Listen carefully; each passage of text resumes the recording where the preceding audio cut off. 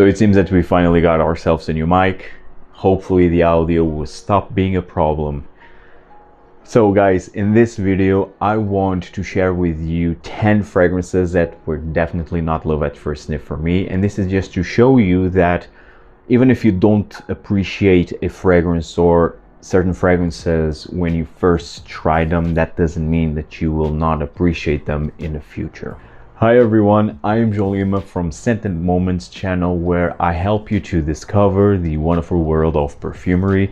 And so in this video, again, I'm sharing with you some fragrances that I found really repulsive when I first tried them. Maybe because I was not ready to try them. It was maybe too early for me to try. I mean, I'm in this fragrance hobby for 6-7 years, but I mean, I always loved fragrances. I always had my small fragrance collection, but I just really went deep into this fragrance hobby back in 2016. And since then I've been experiencing some amazing fragrances, some true masterpieces. Some of them I found them now that are masterpieces. Back when I first tried them back in the day, I found them really disgusting. And again, this is just to show you that you need to give a second or third opportunity to some fragrances, maybe because your tastes, you yourself, you're not ready for this type of smell, because usually this happens when the fragrance is different, definitely much different from what we are used to try. We are more used to try fresh or sweet fragrances, and you will see, while you will experience other fragrances and you will dive into niche or indie, you will see more animalic, loud, bold fragrances. The same that in vintage happening, more classic fragrances that happen. And so I have here some classics already, and I have here 6 niche, 4 designers. Some of the fragrances that I'll mention are fresh-ish, so that will be interesting. But the majority of these fragrances are bold, dark, loud. Some are animalic, intense, and so it's a type of scent DNA that was not ready for it, and now I absolutely love. And this is also to show you that you should sample first, especially if a specific scent, a specific fragrance is deviating from what you usually wear. So definitely sample first, and maybe you will not enjoy, but just give it a second shot and maybe you will appreciate that. So let's dive into some fantastic scents here, but these were tough at first. No specific order here. So the first fragrance that I want to mention, and this is a scent that it's not animalic, but is unique, and all of them are very unique. This one is definitely unique. It's intense. I can say that it's loud because of the projection, the performance overall. So it's from the house of Frederic Malle, and it's not Promise, nor Portrait of a Lady, nor Musc Ravageur, because those fragrances I tried them later on my, let's say, journey, when my taste and my sense of smell was more developed. Now this, on the other hand, was a fragrance that I tried when it was first released, actually, and God, I found this so repulsive. It is music for a while. And if you are following this channel for a while, you know that this is one of my favorite Frederic Malle fragrances, like top 3. But I think this was released in 2017, if I'm not mistaken.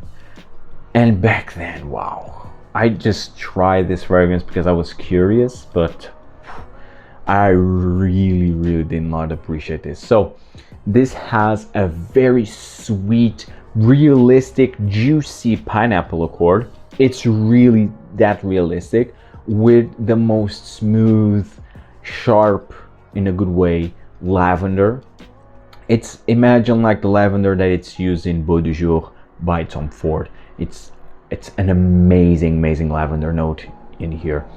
with this, again, pineapple accord, and then you have this earthy patchouli in the base. So I mean, lavender, pineapple, patchouli, a very odd combination of notes slash accords, but I mean, it creates a fantastic scent. I'm saying this now, but in a couple of years already, but back then this was repulsive because of the sweet pineapple, because the lavender was maybe too sharp for me. I was not ready for this earthy patchouli also. I mean, just the combination of these notes overall was just very odd to me.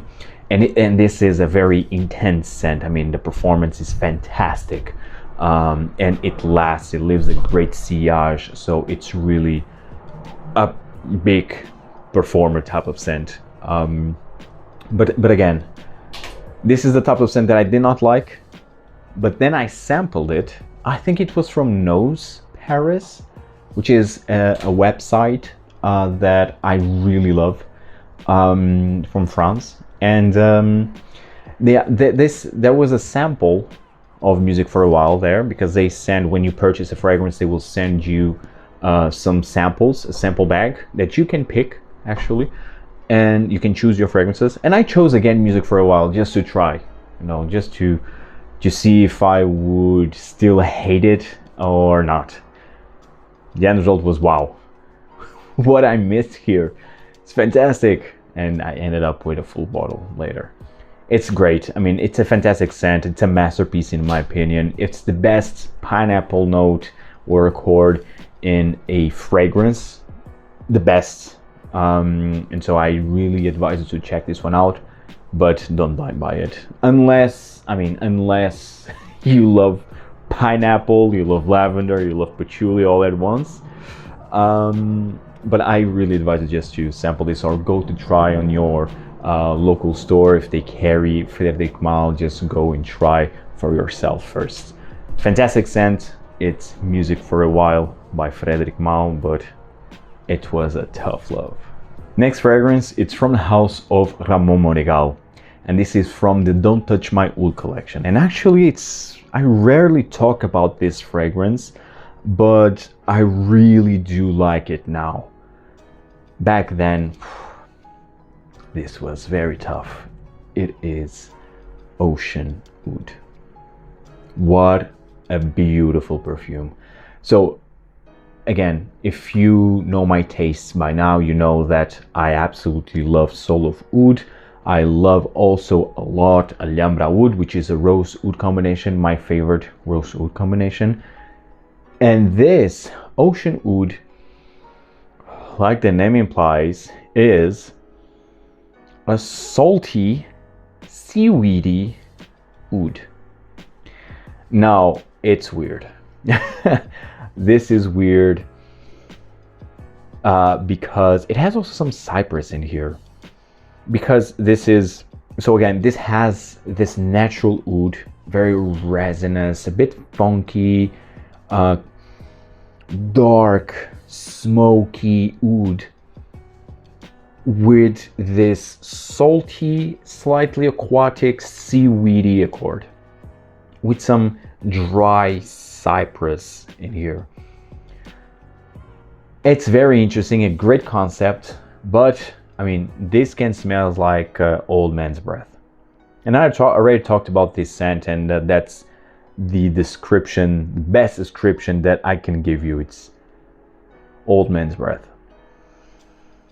And this is very intense, loud, bold, and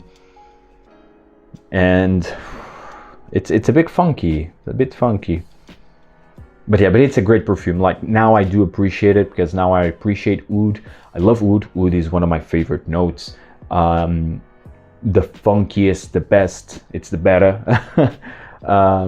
And so this one, yeah, it's definitely unique. I never smelled any oud fragrance like this before, and whilst it might sound weird for you, like basically an aquatic oud with some dry woods, I mean, yeah, it's weird, but it's great.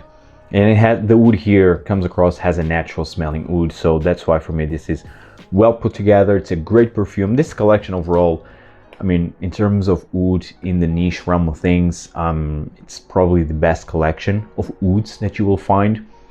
Although in terms of niche, best bang for your price. But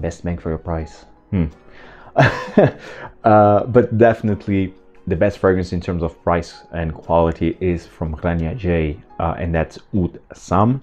But in terms of collection itself, the Ramon Monegal, I think it's the best. Because again, the oud comes across as natural, it's unique perfumes and well put together. But again, when I first tried this, I remember so clearly, man. I sprayed this on my skin and horrible smell. I was so turned off by this one, but now I loved it. I absolutely love this one. It's Ocean Oud by Ramon Monegal from the Don't Touch My Oud collection. Now let's talk about the designer fragrance from the house of Gucci. It is Gucci Guilty Absolute. What a fragrance this is. This was released in 2017, if I'm not mistaken, or 2018, but I think it was 2017. Nah, this was not for me. This was definitely not for me back then. Yeah, it smelled like burnt rubber. Yeah, it was absolutely disgusting for me. I mean, I could not believe that a designer brand could release something like this. But now, I love it. Now, I mean, when I say now, it's like a couple of days from now, a couple of years from now. Like it's a fragrance that I absolutely love. I think this is discontinued or will be discontinued. Didn't do well in sales. Understandably, I mean, this is not for everyone. But it's really sad to see that nowadays the fragrance brands just go play safe and they don't think out of the box. I mean, Gucci here has my respect for release something like this in 2017 when the blue trend was in its peak, or soon to be in its peak. But again, well, because this didn't go well on sales, this will be axed, and they just stick with more mediocre releases. Unfortunately, I mean, at least Gucci tried, and they tried, but didn't go well. This is a fantastic perfume. This is a smoky industrial leather with vetiver. Absolutely brilliant fragrance. Released maybe not in its time. If this would be released back in early 90s, late 80s, I think this would be today a classic from Gucci. And I think also it would be long discontinued. But it would definitely be a cult classic. I think this will become a cult classic. I have that hope. This will be a cult classic. But that doesn't mean that Gucci will bring this up again. I highly doubt that will happen. Unfortunately, because again, it's a fantastic scent. It's really a smoky industrial black leather with ruddy vetiver in the base. Amazing, brilliant. Now, not for everyone. Definitely not for people who are not familiarized with the more unique, bold fragrances. People who are not familiarized with more daring fragrances. So if you are just starting to dive into the fragrance world, I mean, of course the chances that you will like this are very low. So this is definitely the type of scent that you need to try time and time again. Some of you will definitely love this at first sniff, but I think the general rule will be that you will not appreciate this at first. But now, just like it was my case, now I love it. That's why I have a full bottle of it, already wore it, and absolutely love it. Fantastic leather scent right here. One of the best releases from Gucci, definitely. It's Gucci Guilty Absolute. Another designer fragrance that I want to talk about is from the house of Chanel, and this is a classic. Antaeus. The elegant beast.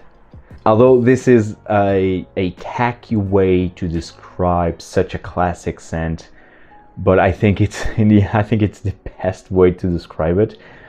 Why? Well, basically because this has castoreum, so this is animalic, it's leathery, it's woodsy, it's dry, it's raw, but it has the Chanel elegance still. It has, to my nose, a powdery aldehydic aura around the rough edges. And so that's why for me this is an elegant beast, a tamed beast. Plus, this is not a loud perfume. I have the modern version, I think the vintage or vintage-ish bottle. Here it's metallic, this part here of the spray. So for me this is a modern version of Antaeus. I never tried the original formulation. I would love to try. But again, this was definitely not love at first sniff. This for me was so weird and just, I mean, it smelled dated for me. It smells like old man, you know. Because again, I tried this. I actually, this is a type of scent that I tried again and again. Like I tried it in 2017, then in 2018. Then I stopped trying somewhere around that 2020 definitely. I didn't try awful year. And then I just revisit this fragrance maybe a year or so ago, and it clicked, you know, it clicked. It's, wow, this is amazing. What I've been missing here. So yeah, it's really that type of scent. Again, it's a classic. It's a 80s powerhouse.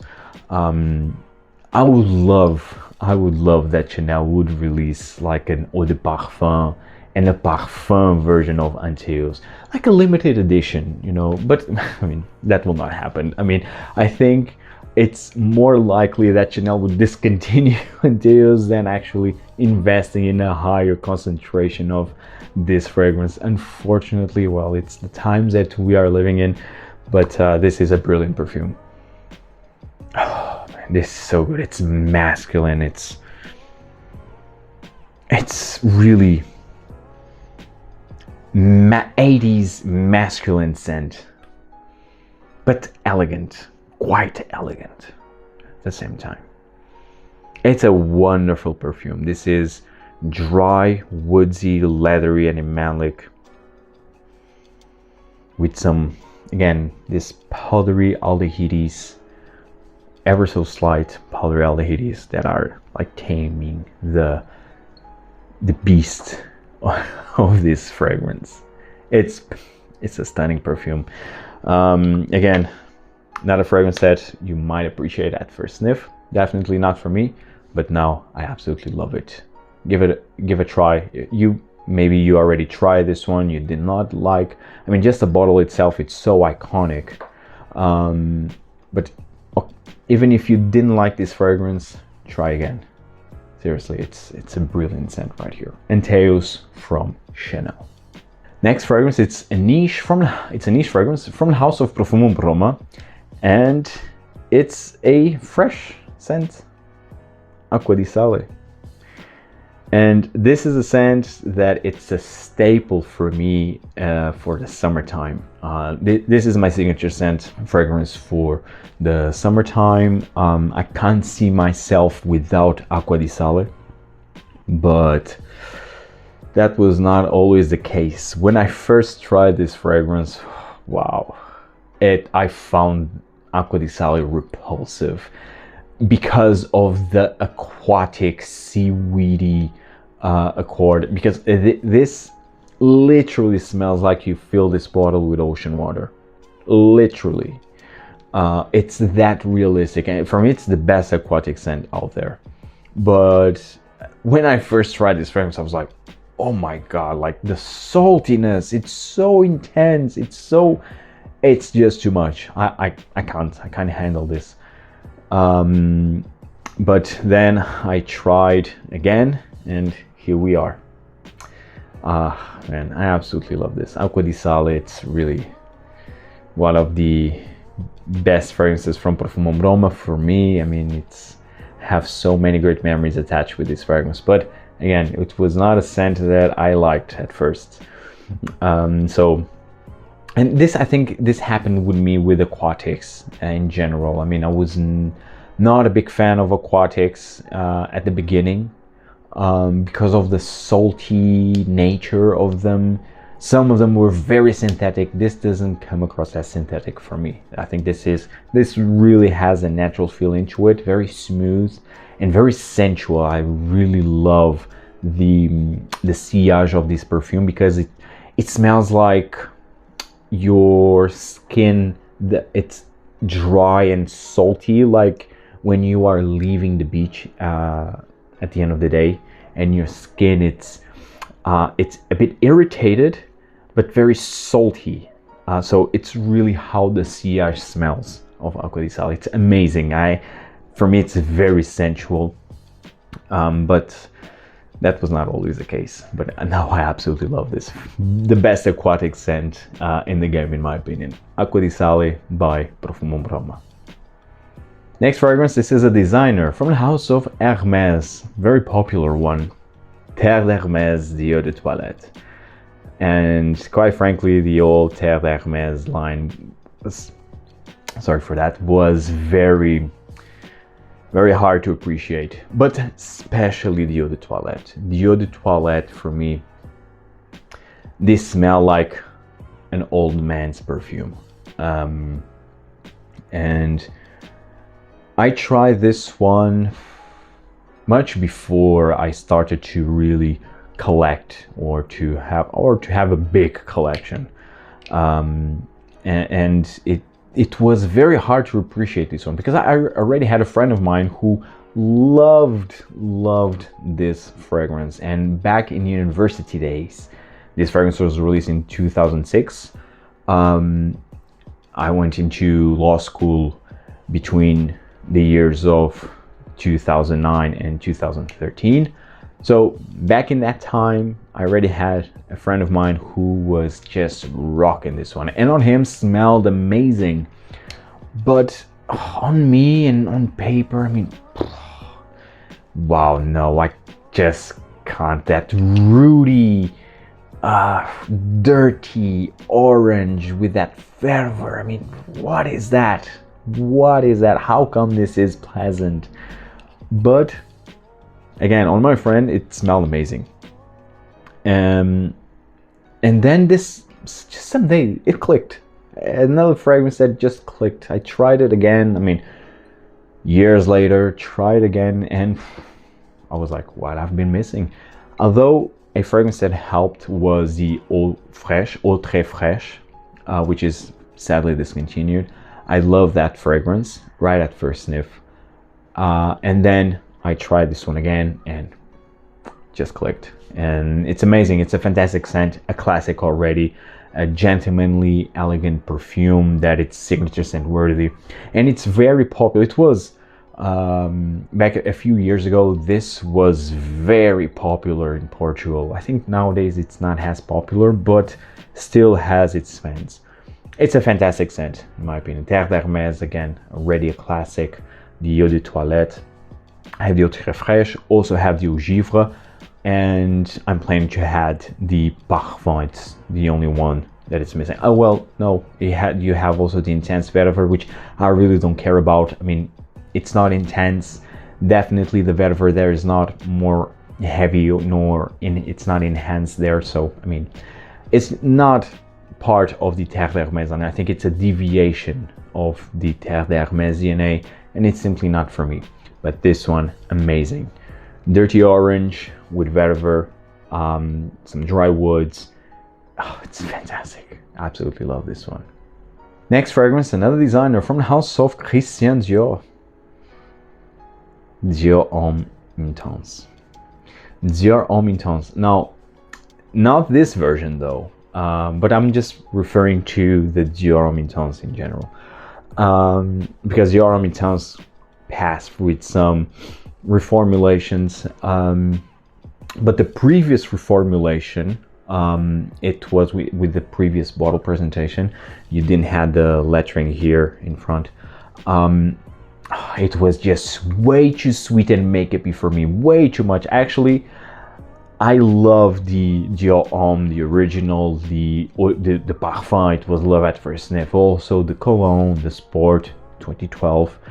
But I just couldn't handle this one. The Intense version was just way too sweet and chocolatey and makeup-y. With this version, wow, completely different story. They tamed the sweetness a bit, and this is still sweet, still makeup-y, but just done right. I think this is much more balanced right now, and maintains the DNA of the Dior Homme line. I mean, it's fantastic. Like it stands, it's a masterpiece in my opinion. And it's a fragrance that I absolutely love. I love Iris again. Dior Homme, the Dior Homme line, the original.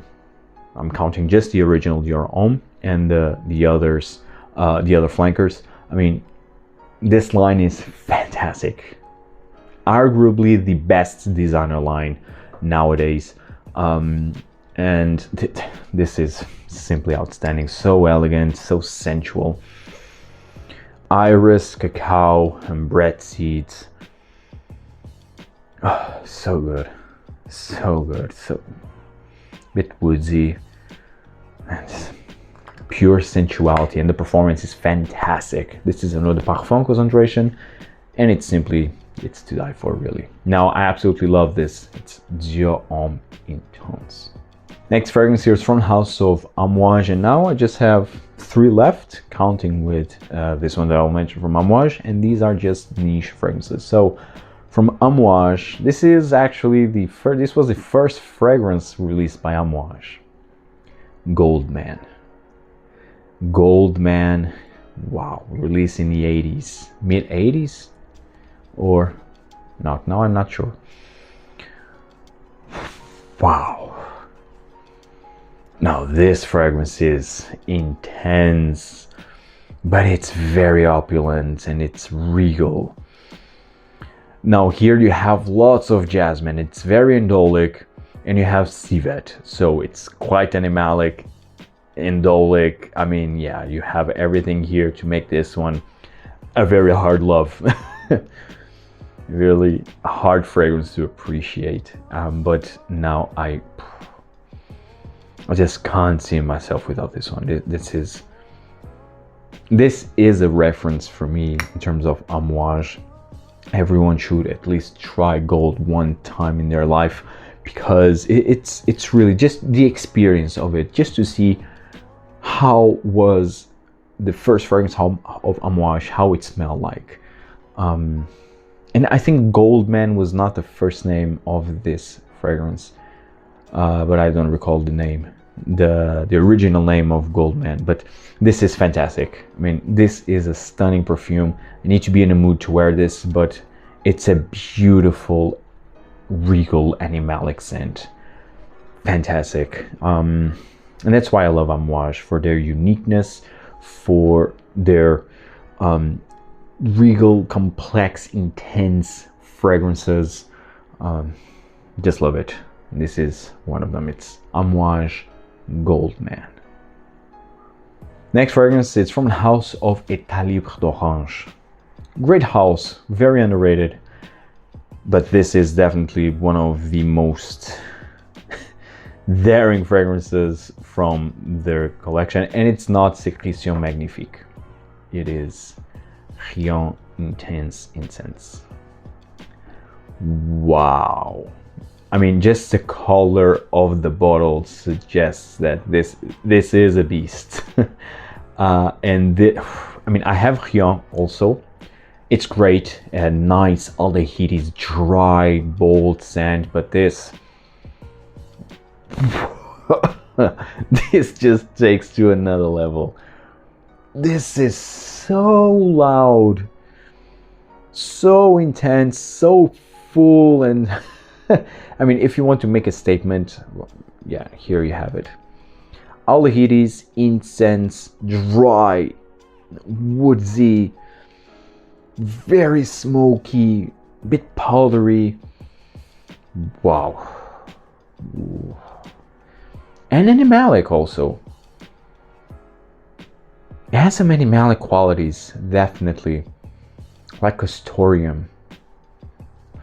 This is so intense. Well, I can smell it just smelling like from this distance. Yeah, this fragrance is very intense, and it was a fragrance that it was not at definitely it was not at Loup at first sniff. A type of scent that I really needed to wait to experience time and time again. The same happened with Rien. Now I absolutely love Rien. I mean, Rien is definitely much more versatile and more elegant than the intense Incense version, but I highly advise you to check this fragrance out. And Etat Libre d'Orange in general, I mean, it's not an expensive niche brand. I think it's a fragrance brand that they have entry level, let's say, fragrances in the niche side of things. Like they have their freshies, but the fragrances that they have are good quality, unique from the most part, and really they can create the freshest, more likable or commercial, mainstream, as you want to call it, fragrance, and at the same time they can create something like this, you know. So I mean, it's a very unique brand. I really do like their bottle presentation also, so it's a brand that I really suggest you to try. This one, Rien Intense Incense. Wow, this is a dark, dry, bold, loud scent, but fantastic scent that I absolutely love nowadays. And last but definitely not least, from a house of Rania J, a fragrance house that I absolutely love, Tabanero. Tabanero, probably the most unique tobacco scent out there, and definitely the most challenging also, because this has oud and animalic qualities. It's a bit funky, the oud here. Yeah, it's quite dirty oud, animalic, with tobacco leaves, like wet, moisty tobacco leaves. It's what I mainly get with this scent, but it's so good, so good. The tobacco leaves are so realistic, and they come across as a natural smelling tobacco leaves in this fragrance. The wood here are also fantastic. I mean, Rania J is just a terrific house. Unique compositions, high quality ingredients, amazing blend. That's why I really love Rania J, and will not break your bank.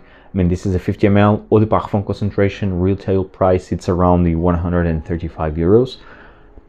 It's not expensive when you think of other niche brands that, I mean, they would charge you way more if they would release something close as this fragrance. So it's a great house. Tabanero, it's one of the best tobacco fragrances out there. Not for the faint of heart. This is not sweet. This is not your typical sweet honey tobacco. It's not. This is an oudy, funky, dirty, animalic tobacco scent that I really advise you to check out. Tabanero by Rania J. Guys, I hope you enjoyed this video. Tell me in the comments down below. I would love to hear your experiences. What fragrances would definitely not love at first sniff for you? Hope you enjoyed this video. If you find value in this video, please just hit that like button. It will definitely make a difference for this channel. Thank you so much for your ongoing support, and see you in the next video. Take care, guys. Ciao.